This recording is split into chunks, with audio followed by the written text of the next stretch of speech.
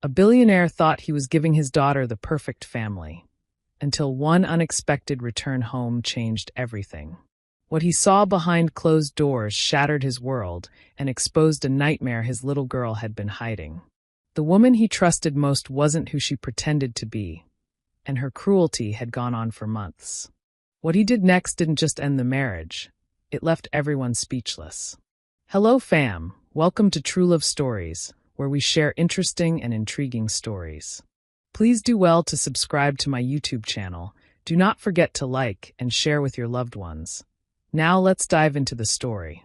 In the sun-drenched hills of Los Angeles, where luxury cars glided through gated streets and modern mansions stood like glass castles above the city, Peter Ellington had built a life most people only dreamed about.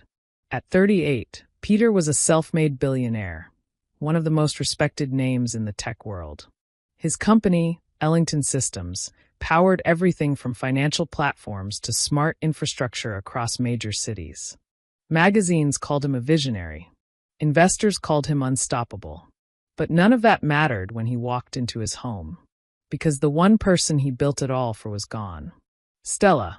She had been there before the money, before the fame, when Peter was just a young man with ambition and sleepless nights. Stella was his calm, his balance, his reason to keep going when everything felt impossible.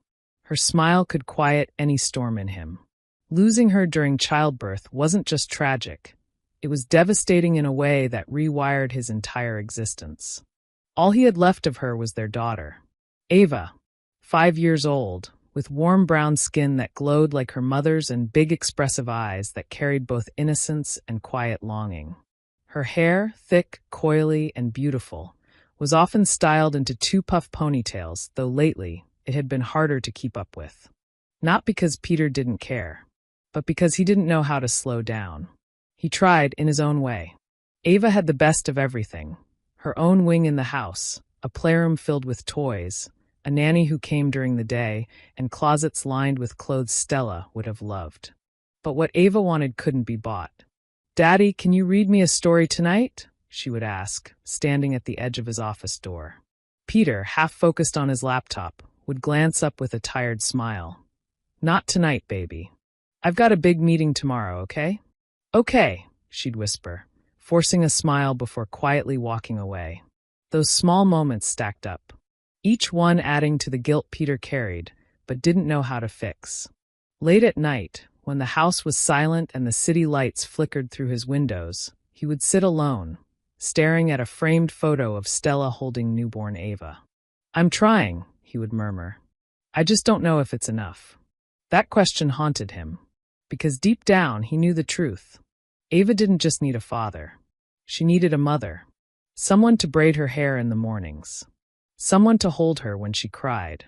Someone who could give her the kind of warmth Peter, despite all his love, struggled to provide alone. That's what led him to Bella Brooks. He met her at a charity gala in downtown LA, an event filled with influential Black entrepreneurs and philanthropists. Bella stood out effortlessly. She was elegant, with smooth caramel skin, confident posture, and long, sleek braids that fell perfectly down her back. Her voice was soft but intentional, her smile controlled yet inviting. She spoke about motherhood with passion, about raising her daughter, Kiara, about values, love, and building strong families. Peter listened, and for the first time in a long time, something felt hopeful. Bella understood loss in her own way. She talked about struggling as a single mother, about wanting stability not just for herself, but for her child. It resonated with him. And when he met Kiara, a lively 5-year-old with neatly styled cornrows decorated with colorful beads, always dressed in trendy outfits, he couldn't help but imagine what life could look like. Ava wouldn't be alone anymore. She'd have a sister, a built-in best friend, someone to laugh with, grow with, share secrets with. And Bella, she could be the mother Ava deserved. Their relationship moved quickly. 3 months of dates, dinners, and carefully curated moments that all seemed to confirm Peter's belief. This was right. Bella was attentive around him, gentle with Ava, always composed. There were no obvious red flags, at least none he allowed himself to see. So he made a decision. A private wedding in Malibu.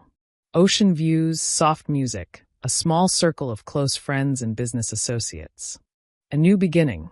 On the day of the wedding, Ava stood beside Bella, holding her hand, smiling in a white dress that fluttered in the ocean breeze. "Do I get to call you Mommy now?" Ava asked softly. Bella paused for a split second, just enough to be unnoticeable to most. Then she smiled. "Of course, sweetheart." Peter watched that moment with a full heart. For the first time since Stella's death, he felt like he was fixing something that had been broken for too long. That night, as they returned home as a new family, Ava ran through the halls laughing with Kiera, their small voices echoing through the mansion. Peter stood in the doorway, watching them. A quiet sense of relief settled over him. This is what she needed, he thought. A family. And as he turned off the lights and headed upstairs, he allowed himself to believe something he hadn't felt in years. That everything was finally going to be okay. He didn't know. This decision would become the biggest mistake of his life. In the beginning, everything looked exactly how Peter had hoped it would. The house felt alive again. Laughter echoed through the halls. Two little girls ran side by side, their footsteps light against the marble floors. Ava's soft giggles blended with Kiera's louder, more confident laugh. From the outside, it looked like the perfect picture of a blended family. Bella played her role flawlessly, at least when Peter was around. Every morning, she would gently part Ava's thick curls, humming softly as she styled them into neat puff buns or braided ponytails. She'd compliment her outfits, kiss her forehead, and send her off with a warm smile. "Look at you, Ava. So pretty," she'd say sweetly. Peter noticed. He appreciated it more than he could express. For the first time, he felt like Ava was getting the care he couldn't always give. It eased his guilt just enough to let him focus on work again. But perfection is often just performance. And performances don't last forever. The first crack appeared quietly. One afternoon, shortly after Peter left for a business meeting in San Francisco, Ava sat at the dining table, swinging her legs gently as she waited for lunch. Her hair was still neatly styled from that morning, her dress soft and clean. Bella walked in, her expression already different, colder, tighter. "Why are you sitting there?" she asked flatly. Ava blinked, confused. "I'm waiting for food." Bella's eyes narrowed slightly. "Who told you could sit at this table?" Ava hesitated. "Daddy said." "I'm not your daddy." The sharpness in her voice cut through the room. Kiera, sitting nearby with her tablet, looked up with curiosity. Bella pointed to the floor. "Sit down there." Ava stared at her, unsure she heard correctly. "Now." Slowly, reluctantly, Ava slid off the chair and sat on the cold marble floor. The chill seeped through her thin clothing, but she didn't complain. She just obeyed. Bella placed a plate in front of her, not on the table, but beside her on the floor. "Eat." Across from her, Kiera remained at the table, eating from a proper plate, juice box neatly placed beside her. "Mommy, why is she down there?" Kiera asked, tilting her head. Bella didn't even glance at Ava. "Because she needs to learn her place." Kiera didn't fully understand, but she noticed something. This was allowed. And children learn quickly what behavior gets rewarded. From that day forward, the house split into two realities. The one Peter saw, and the one Ava lived. Whenever Peter was home, Bella returned to being warm, attentive, almost picture-perfect. Ava sat at the table again. Her hair was done. Her clothes were beautiful. But the moment his car disappeared down the driveway, everything changed. Ava's new routine became quiet suffering. Her dresses vanished, replaced with oversized, worn-out clothes that looked like they'd been pulled from storage. Sometimes they didn't even fit properly, hanging loosely off her small frame. Her hair was no longer touched. Days passed without care, her once vibrant curls turning dry and tangled. Meals were no longer shared. On the floor, Bella would say without even looking at her. If Ava hesitated, even for a second, Bella's tone turned sharp. "Do you want me to give you a reason to cry?" So Ava stopped hesitating. She stopped questioning. She stopped speaking unless spoken to. The emotional wounds cut even deeper. "You're not special," Bella would say one evening, standing over her. "Your father just feels sorry for you because your mom is gone." Ava's small hands tightened around the edge of her shirt. "That's not true," she whispered. Bella leaned closer, her voice dropping. "Do you know what would have been better?" Ava didn't answer. "If you were never born." The words hung in the air like something heavy and suffocating. Across the room, Kiera watched. At first, she seemed unsure, confused by the tension. But over time, something shifted. She started smiling when Bella mocked Ava, then giggling, then laughing openly. Not because she fully understood the cruelty, but because she saw her mother do it, and in her world, that made it acceptable. Sometimes Bella even encouraged it. "See, Kiera? That's what happens when little girls don't behave." Kiera would nod, absorbing every lesson. And Ava? She absorbed it too, just in a different way. The threats came next. One night, after Ava quietly cried herself to sleep, Bella stormed into her room, yanking the blanket off her. "Listen to me," she said, gripping Ava's arm tightly enough to make her wince. "If you ever tell your father anything, anything at all, I promise you it will get worse." Ava nodded quickly, tears streaming down her face. "I won't. I promise." Bella released her with a slight push. Good. From that moment on, silence became Ava's shield and her prison. Days turned into weeks. Weeks into months. Every night, Ava curled into herself, whispering the same prayer into the darkness. Please make her love me, or make it stop. But morning always came, and nothing changed. Bella continued pouring affection into Kiera, buying her new clothes, styling her hair, praising her constantly, while deliberately tearing Ava down in ways no one outside those walls could see. To the world, Bella Brooks was a devoted wife and loving mother of two. Inside the house, she was something else entirely. And the most dangerous part? Peter had no idea. Not yet. The trip wasn't supposed to be short. Peter had packed for a full week, Tokyo first, then London. Back-to-back meetings, investor negotiations, press appearances. His calendar was tight, every hour accounted for. Before leaving, he stopped by Ava's room. She sat on her bed, quietly braiding one side of her own hair. A messy attempt, strands slipping through her fingers. "Hey, baby," he said gently. Her face lit up instantly. "Daddy." He smiled, walking over to her. "I'll be gone for a few days, okay? But I'll bring you something special." Ava nodded, but her smile didn't fully reach her eyes.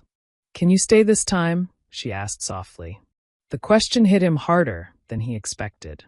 "I wish I could," he said, brushing a loose curl from her face. "But I promise, I'll be back before you know it." She hugged him tightly. "Okay."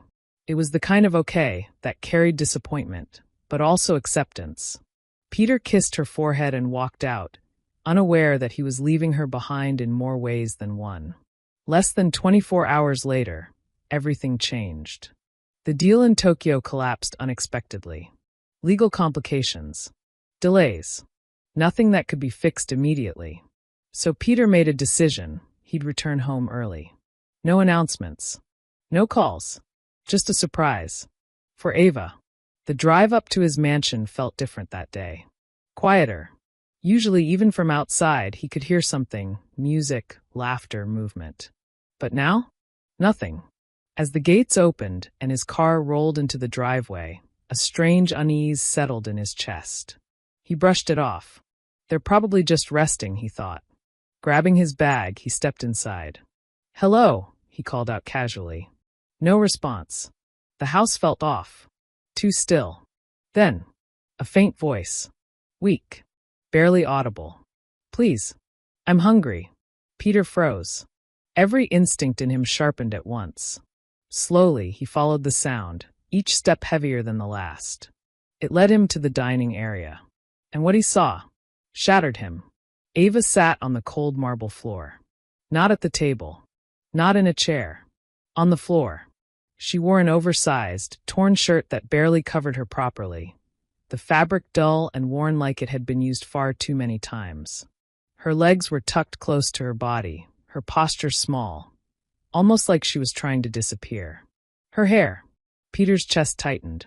Her once beautiful, carefully styled curls were dry, tangled, and neglected, matted in ways that told a story he didn't want to believe. In front of her sat a small plate of food, not placed with care, just dropped beside her. Across the room, Kiara stood near Bella, spinning happily in a soft pink designer dress, the fabric flowing around her like something out of a children's catalog. Her hair was neatly braided, beads clicking lightly as she twirled. Bella clapped lightly, smiling. "Look at you, baby. So pretty." Ava glanced up at them. Hungry. Silent. Forgotten. Something inside Peter snapped. "What is going on here?" His voice roared through the house like thunder, shaking the silence apart. Bella spun around, startled, her eyes widening. "Peter, you're back."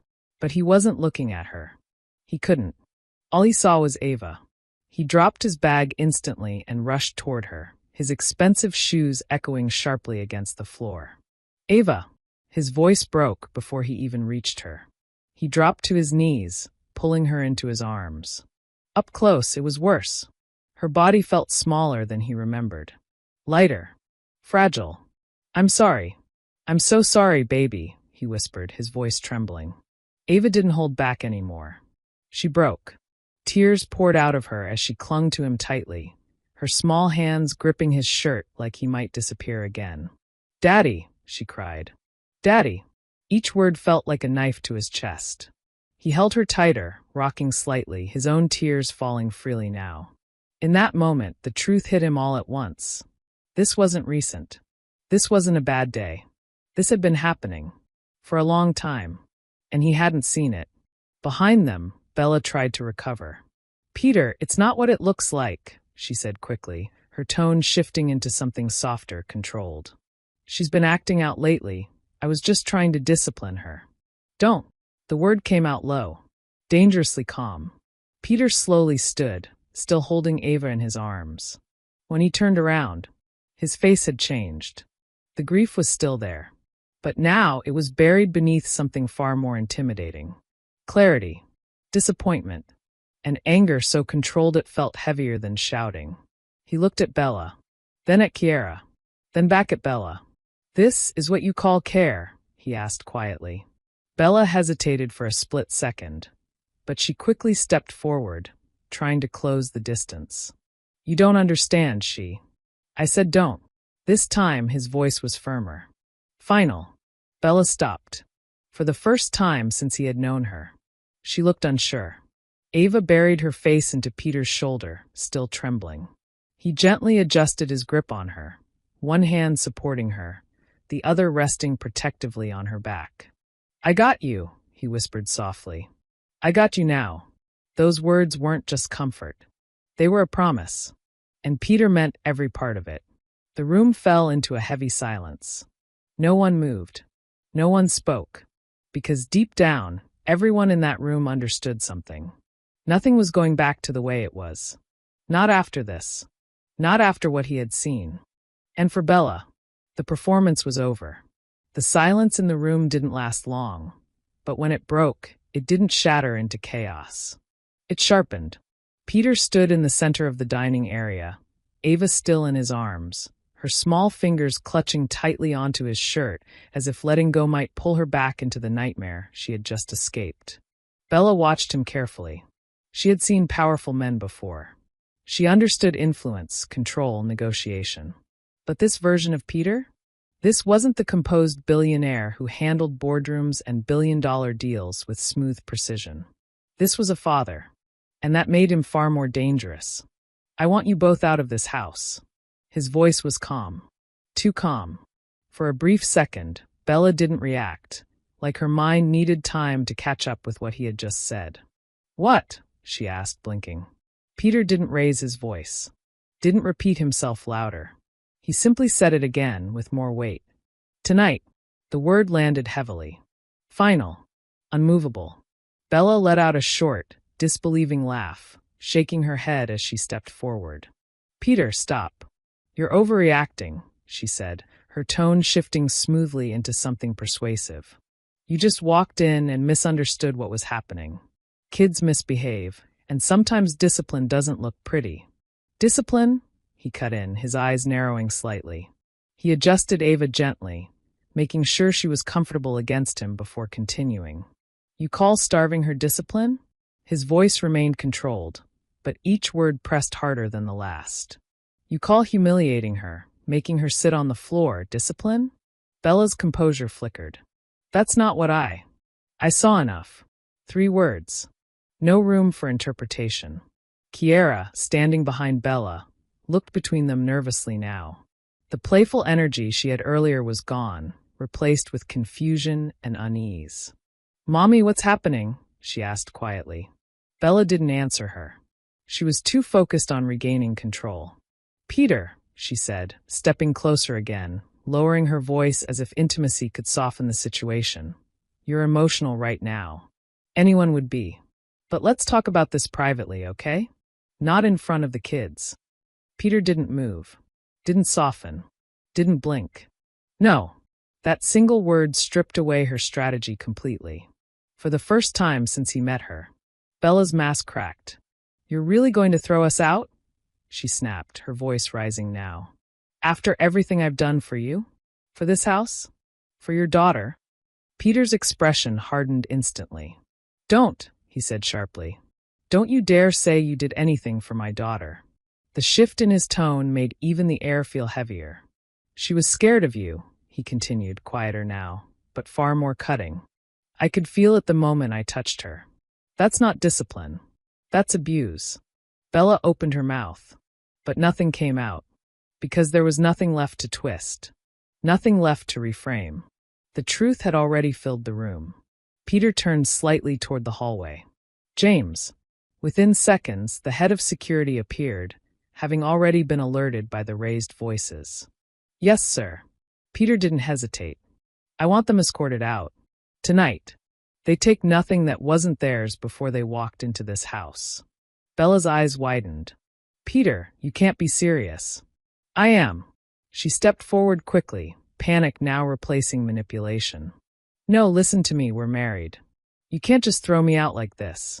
Legally, I've already called my lawyer. That stopped her cold. The precision in his voice made it clear. This wasn't impulsive. This was already in motion. Divorce papers will be filed immediately, he continued. And I'll make one thing very clear. You will not walk away from this with a single dollar tied to me. Bella's breathing grew uneven. You think you can just ruin me like that? Peter's gaze didn't waver. You did that yourself. What Bella didn't know, what she never even considered, was that Peter's house wasn't just a home. It was protected. Every hallway, every common area, security cameras, discreet, legal, constant, and Peter had already seen enough. But he would see more, because by the time his legal team finished reviewing the footage, there would be no argument left, only evidence. Please, Bella's voice softened again, but this time it wasn't calculated, it was desperate. We can fix this. I'll do better. I swear. Peter shook his head slowly. No, not angry, not loud, just certain. You don't get a second chance with my daughter. James stepped forward, professional but firm. Ma'am, I'm going to have to ask you to come with me. Bella didn't move at first. Then her eyes shifted to Ava. For a brief second, something dark passed through her expression. Not regret, not guilt, something colder. But before it could settle, Peter turned slightly, shielding Ava instinctively. That small movement said everything. Access denied. Forever. Within minutes, the house that once echoed with forced laughter was filled with a different kind of noise. Footsteps. Protests. Suitcases hastily packed under supervision. Kiera began to cry, confused and overwhelmed. Mommy, I don't understand. Why do we have to leave? Bella grabbed her hand tightly. It's going to be okay, she said, but her voice lacked the certainty it once had. Because for the first time, she wasn't in control. The front doors opened. Cool evening air rushed in. And just like that, they were gone. No dramatic goodbye. No last word that changed anything. Just consequences. Hours later, the house was quiet again. But this time it felt different. Cleaner. Safer. Upstairs, Ava slept peacefully in her bed, freshly bathed, wrapped in soft blankets, her hair gently detangled as much as Peter could manage. Peter sat beside her, watching her breathe. Every rise and fall of her chest grounding him in something real. Something he almost lost sight of. His phone buzzed. A message from his lawyer. "We've started the process. With the evidence available, this will be heavily in your favor. She won't get anything." Peter stared at the screen for a moment, then locked it, because at that moment, none of that mattered more than the small hand resting near his. He reached out and gently held it. "I'm here now," he whispered. And this time, it wasn't a promise he intended to break. The house felt unfamiliar that night. Not because anything had changed physically. The same polished floors, the same towering windows overlooking Los Angeles, the same quiet hum of the city in the distance. But something heavy had lifted, and in its place was a silence that felt honest. Peter sat at the edge of Ava's bed, the soft glow of a bedside lamp casting warm light across her room. She had fallen asleep not long after everything happened, exhaustion finally catching up to the fear she had been carrying for months.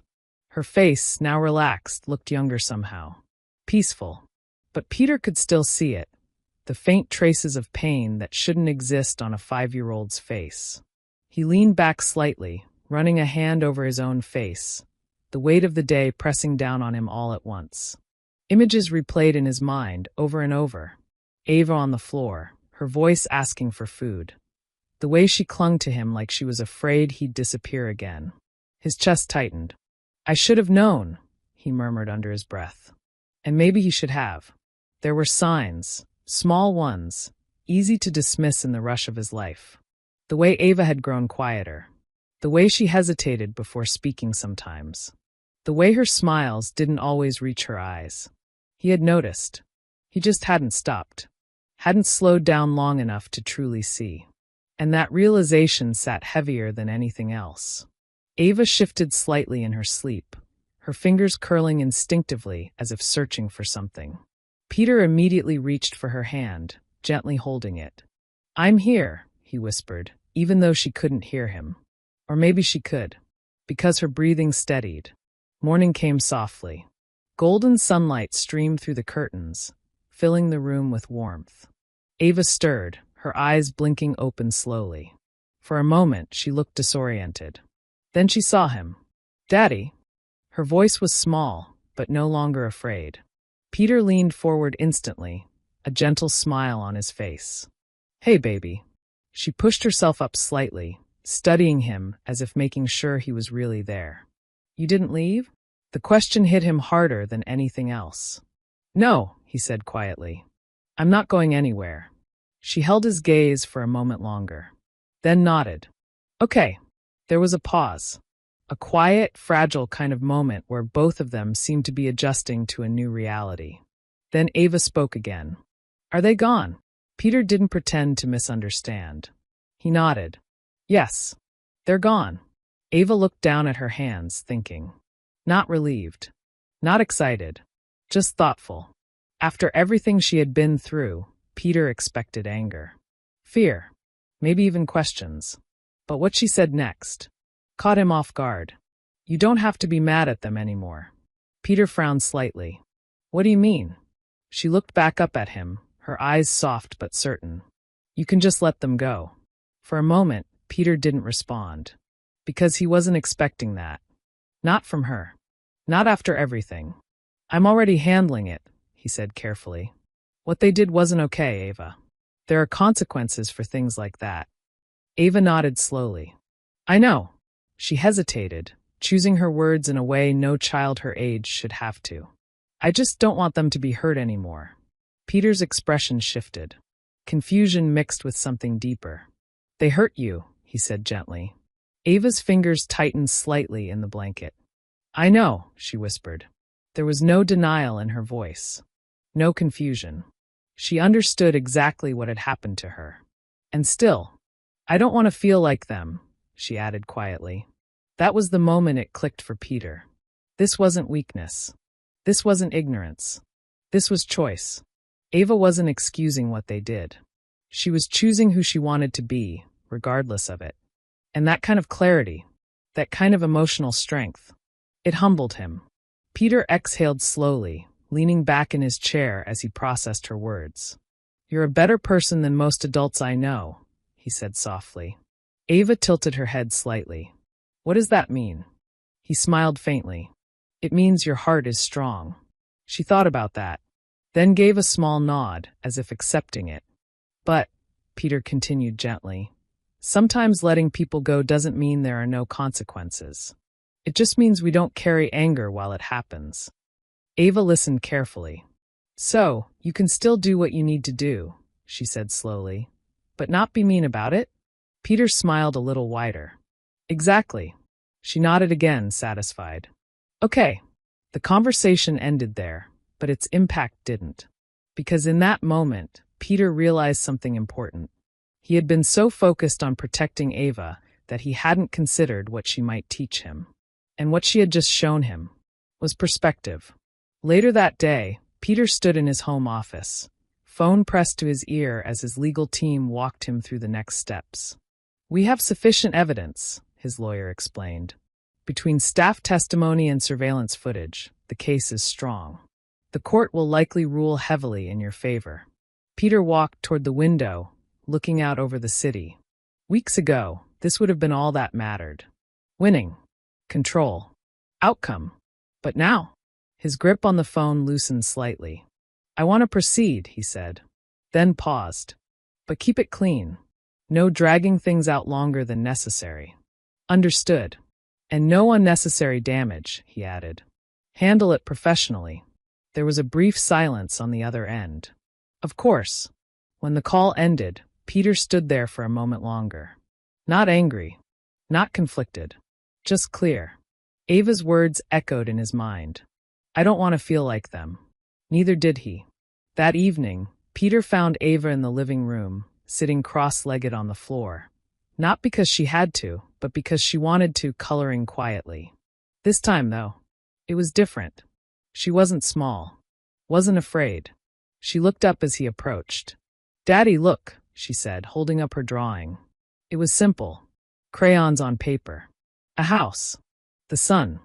And two people standing side by side. Peter knelt beside her, studying it. "Is that us?" he asked. She nodded, smiling. "Just us." Peter felt something settle in his chest. Not relief. Not exactly happiness. Something steadier. More grounded. "Just us," he repeated. And for the first time, that felt like more than enough. The house didn't feel empty anymore.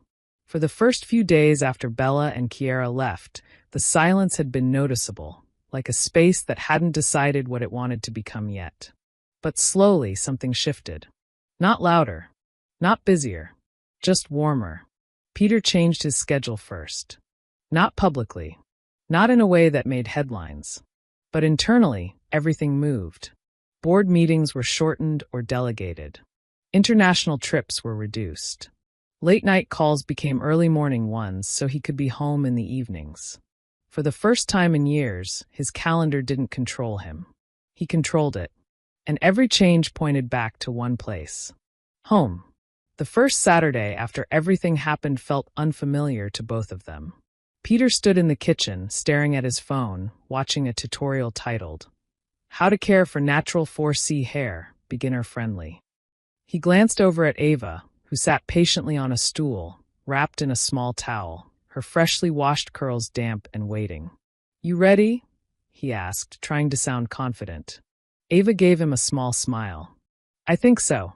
He walked over, comb in one hand, leave-in conditioner in the other. "All right, so step one," he muttered, half to himself. The first attempt. Not great. The parting was uneven. The sections were messy. At one point he paused, squinting at her hair like it was a complex puzzle. Ava watched him through the mirror. Then, she giggled. Not a nervous laugh. A real one. Peter blinked. "What?" he asked, pretending to be offended. "You're doing it wrong," she said softly. He raised an eyebrow. "Oh, really? You're the expert now." She nodded seriously. My old hairstyle didn't look like that. For a second, he froze, realizing what she meant. Then he smiled. Fair enough, he said. Teach me then. And just like that, the moment shifted. They figured it out together. Slowly. Imperfectly. By the end, Ava's hair wasn't salon perfect, but it was cared for. Moisturized. Gently styled into two puff ponytails that bounced slightly when she moved. Peter stepped back, examining his work. Okay, he said. That's not bad. Ava turned her head side to side, then smiled. I like it. That was enough. Their new routine didn't come with grand declarations. It showed up in small, consistent ways. Breakfast together in the mornings. Peter walking Ava to the front gate before school instead of watching from a distance. Evenings spent talking, not just asking, "How was your day?" but actually listening to the answer. Sometimes they watched movies curled up on the couch. Sometimes they just sat outside on the balcony, looking over the Los Angeles skyline as the sun dipped into shades of orange and gold. And sometimes they said nothing at all, because they didn't need to. One evening, as the city lights flickered to life below them, Ava leaned against Peter's side, her head resting comfortably on his arm. Daddy. Yeah, baby? She hesitated for a moment. Are you going to get married again? The question was quiet, but direct. Peter didn't answer immediately. Not because he didn't know what to say, but because this time, he wanted to say the right thing. He looked down at her, then back out at the city. No, he said finally. Not like before. Ava tilted her head slightly. What do you mean? Peter exhaled softly. I thought bringing someone into our lives would fix things, he explained. I thought it would make everything better for you. Ava listened carefully. But I didn't really ask what you needed, he continued. I just decided. She was quiet for a second. Then she asked, what if I just need you? Peter felt that one. Deep. He looked at her, really looked this time. Her eyes were steady. Certain. You have me, he said. Always. Ava nodded, satisfied. Then she smiled softly and leaned back against him. Okay. Days turned into weeks. And for the first time since Stella's passing, the house didn't feel like something was missing. It felt like something had been found. Peter still worked. Still led his company. Still made decisions that affected thousands of people. But none of that came at the cost of what mattered most anymore. Because success meant something different now.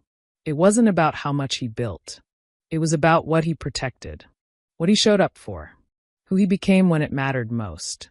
One afternoon, as Peter walked past the living room, he noticed Ava sitting on the floor again, crayons spread out around her. For a brief second, his chest tightened, until he realized she wasn't sitting there because she had to. She was sitting there because she wanted to. There was no fear in her posture. No hesitation. Just comfort. Freedom. Whatcha drawing?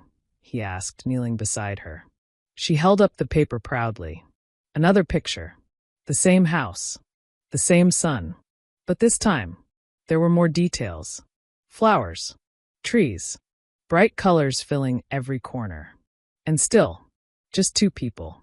Peter smiled. I like this one even more, he said. Ava grinned. Me too. That night, as Peter tucked her into bed, she reached out and held his hand. You kept your promise, she said sleepily. He paused. What promise? You said you wouldn't leave me again. Peter's throat tightened slightly. I meant that, he said. I know, she replied softly. And within moments, she was asleep.